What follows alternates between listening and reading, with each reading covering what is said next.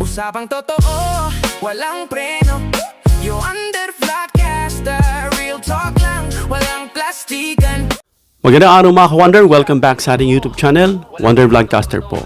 Magandang araw sa inyo lahat. Marami po kaganapan ngayon na maaari nating pag-usapan. Pero focus muna tayo rito sa unfinished business. Alam natin mga ka-Wonder na itong minority at saka itong majority block dyan sa Senado ay tila nagbabantayan yan mga ka-Wonder whether you like it or not. At ngayon nga, may 11 o 11 na itong minority while itong majority is may 13. -1 kasi wala si De La Rosa. Kaya nga itong e-voting, yung online voting ay inilulunsad ni Marcoleta. At nawa hindi yan mapasa kasi ever since walang ganyan, sabi ni Drilon. At dapat walang ganyan. Dapat kung boboto ka, lalo na sa mga ganyan, sa Senado ka, matataas na posisyon sa gobyerno at idadaan mo lang sa online voting, walang ganyan. Nasisira, no? Itong Senado natin ngayon, sabi nga nila, ito yung pinaka nakakaiba. Sabi nga ni Senator Zubiri, nila ng mga abogado, nila Drilon at ng iba pa, professors, na nakakadismaya itong mga nangyayari dyan mga ka-Wonder sa Senado. Kaya nga sabi ni Mig Zubiri, natauhan siya mga ka-Wonder. Yung term na yun, malaki ng impact yun. It could explain a lot of things. When you say natauhan ka, talagang it covers everything. When somebody says that, like Zubiri na nandiyan sa court sa Senado na matagal na nga nandiyan dyan, it has a lot of meaning. Parang napakarami niyang pinahihiwatig dyan sa current leaders ng Senado. So bago yan mga ka-Wonder, please don't forget to subscribe to our YouTube channel, Wonder Vlogcaster. Tick nyo po ang subscribe button, lalabas pong bell icon, piliin nyo pong all. Marami pong salamat. Ang pinaka-usapan natin mga ka-Wonder, patuloy pa rin itong plano na kudeta dyan sa Senado. Yan po ay sigurado dahil yan nga ay nakikitaan na natin ng mga simptomas, mga senyales, mga ka-Wonder. Mga simptomas at senyales na tumutukoy sa isang bagay o nagmamanifest na maaari ngang mangyari. Itong sinasabing coup 2.0. Actually, hindi lang 2.0, no? Kasi marami ng coup dyan. But we're referring dito sa mga bagong senador, dito sa mga 20th Congress, no? Pag nag-uusapan natin mga ka-Wonder, may kumukulong pagkilos ba ulit sa Senado? No? At mainit na usapan yan mga ka-Wonder dito ngayon dahil may napapansin silang mga galaw, no? At ang pinaka-focal person dyan na siyang magbe-break, no, o maghahati o magtatawid ng ibang mga senador sa kabila sa minority ay itong si Chis Escudero na siyang sentro ng possibility ng panibagong alignment mga ka-Wonder. No? So normal ba ito sa politika? Yan yung mga tanungan dyan. Sabi nga nila, ang gulo-gulo. O indikasyon na ito na hindi pa stable mga ka-Wonder ang kasalukuyang majority block. Sa tingin nyo? Kasi I think hindi. Bakit? Kung stable sila, bakit may mga napipintong lilipat? At yung may mga iba dyan, tumawid lang. No? Pag sinabi ko si stable, intact, as is kayo, na hindi nyo lang, kumaga, organic, kayo lang mismo talaga, na hindi nababawasan at di nasisira. At I think both sides, parang ganun, hindi stable. Kaya ang umuugong ngayon mga ka-Wonder na chismis, panoorin muna natin tong video na to. Kung may sinasabi tayong a photo or a picture can tell 1,000 words, itong video naman mga ka-Wonder na panonoorin natin also can tell 1,000 words.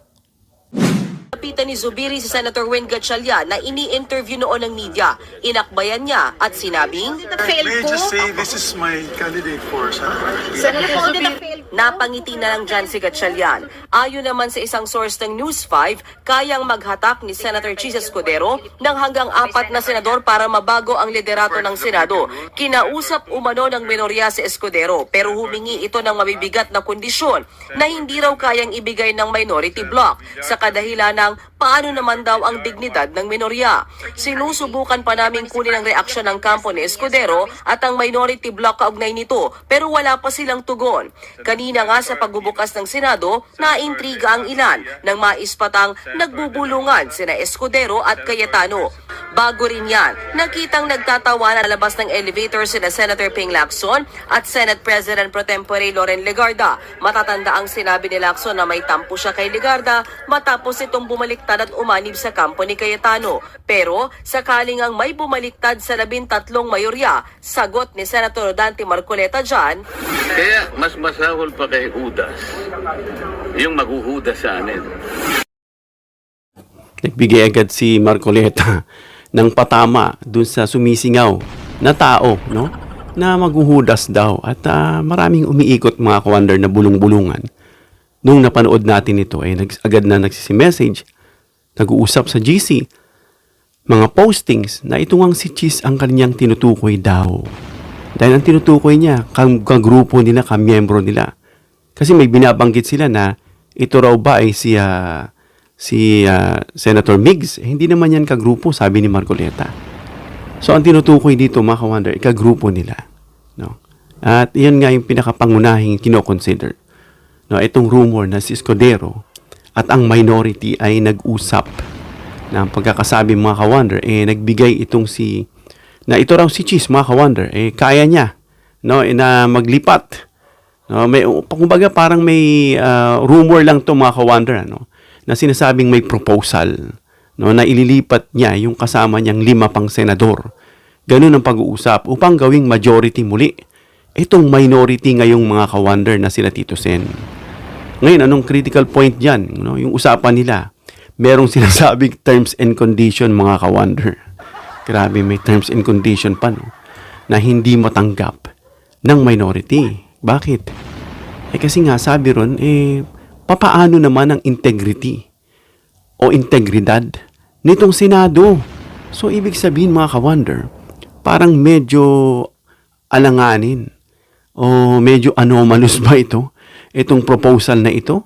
Alam natin na si Cheese ay nahaharap dyan sa mga aligasyon sa kanya. No, itong 142 billion budget insertion allegations niya. Na yan nga ay itong 103-page document, pinablicize yan ng grupo nitong Vera Files na allegedly na may insertion itong si Cheese na 142 billion worth of projects noong 2025 General Appropriations Act, no, yung GAA, na during bicameral conference mga kawander. Yung controversy niya, no, yung binibintang sa kanya diyan sa Sorsogon, way back nung siya po ay mayor pa, no? Binabalik po yan mga kawander, hinahalungkat. Tayo itong flood control na itong ang ombudsman ay pinaimbestigahan itong si Escudero alongside with Villar, itong mga Villar family, at itong si Joel Villanueva na ito ay pinaniniwalaan o umano na sangkot dyan sa flood control anomalies. Ano pa, itong mga accusations sa kanya ng sa Department Works and Highways na inimplicate nitong former DPWH, mga kawander, na itong mga mambabatas, itong mga senador at ibang congressman dyan marahil, ay tumatanggap ng kickbacks mula dun sa mga flood control projects, mga kawander.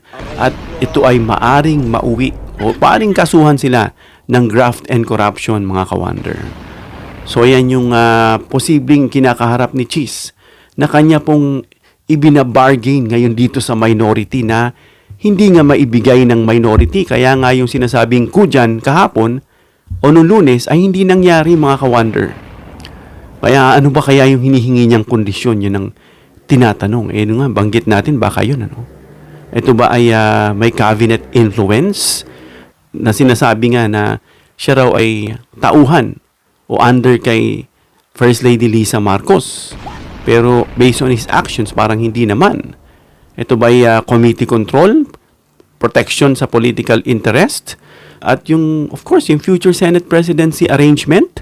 Dahil alam natin na bulong-bulungan na matatanggal na nga itong si Sara Duterte. At isa dyan, papalit. Sa chronological order, mga kawander, alam natin that the Senate president should be the one to replace if the position of the vice president is vacated. So, yun yung mga sinasabi dyan. So yung hinihingi niya ay masyadong mabigat, no, mga ka-wonder. At maaari ngang masira yung independence ng Senado, mga ka-wonder. At pwedeng tingnan ito, mga ka-wonder, ng publiko. Alam na natin yung iba dyan, tinawag nga ni Sentry ng mga transactional senators. Ito na nga, nagkakaroon ng transaction. Para lumipat ka, sabi ni Sentry, madali lang yan. Ito mga transactional, ano, depende lang, konting hilot lang yan. Kung mabibigay yung mga pabor sa kanila, lilipat sila. Ito nga, tamang-tama yung sinasabi ni Sentry. No? At talagang masisira ang kredibilidad ng Senado. In fact, nasisira na, mga ka-wonder. Dahil dyan sinasabing marathon, dyan sa sinasabing shootout, at kung ano-ano pa, mga ka-wonder. At yung pagbulong ni Escudero, nabigyan niya ng kulay. Alam na natin, no, na bakit pumunta pa talaga siya doon kay Cayetano, tinapik niya sa shoulder. No? At yung pagtapik niya, mga ka-wonder, talagang pag-upo ni Cayetano, pag-upo niya sa tabi ni Cayetano, tapik ng ganun. Parang symbolizing that they're really close, mga ka-wonder. Of course, magkasama sila sa kanilang block, no? Kaya given talaga yan, but we don't know how close they are. Kaya napansin itong si Escudero na lumapit nga dyan at bumulong. Dahil tense nga ang atmosphere sa Senado, bawat kilos nga binabantayan, no? Bantayan. No? Kaya binulong nun. Ano kaya? So, ang tingin nila, marami nagsasabi, nagpo-post, naglalaro lang yan si Cheese. Kung sino makapagbibigay sa kanya ng magandang offer. Parang bumibili ka ng, parang ka nakikipag-bid. Kung sino may magandang offer, doon ka. No? Maaring nagsasagawa ito ng assurance. Masasabi ring damage control para hindi maapektuhan ng Senado o siya. No? O yung negotiation, o nagwa-warning, o chinuchuchu niya yung offer sa kanya nung kabila, or nakikipag-coordinate lang siya, mga ka-wonder. So, yung mga bagay na tinitignan dyan. At walang nakakaalam, of course, wala naman talaga nakakaalam kung ano yung binulong niya, pinag-uusapan nila.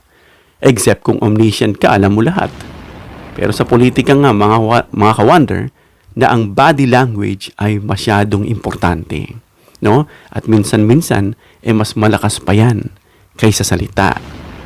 Kaya nga sinasabi, action speaks louder than words. Diba? At ito namang nakita itong si Legarda lumabas. Alam natin, iniiwasan siya ayon pagkakasabi, no? Ni Senator Lacson.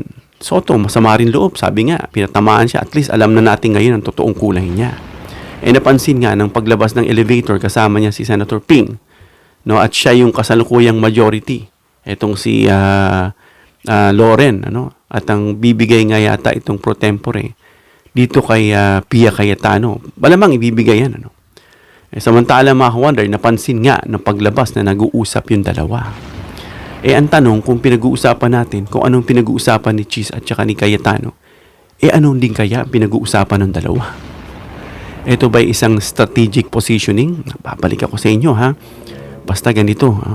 Ganito, ganyan, ganyan. Pasensya na kayo. At I really didn't have the chance or the time to explain why I crossed, transferred dun sa majority ngayon. But this time, ganun, no? Hindi po itong sinabi, kumbaga, nagkakaroon lang tayo ng sarili nating, kunyari, dialogue na ito ba yung sinasabi, mga ka-wonder? Ito pa yung self-preservation. Alam natin na ang pangit ng tingin sa kanya. Binaba na yung kanyang photo. No? At yung, of course, naintindihan ng iba na kaya niya ginawa yan, pag-ibig daw ng isang ina sa kanyang anak na siyang ang implicated ngayon, mga ka-wonder. At bilyon-bilyon ang usapan dito kay Lebiste Leandro. Ito ba? Or ito ay alignment ba sa 2028? Alam mo, layo pa, pinag-uusapan na nila, no? Kaya nga sinasabi, ang daming mga politikong uhaw sa posisyon. Bakit?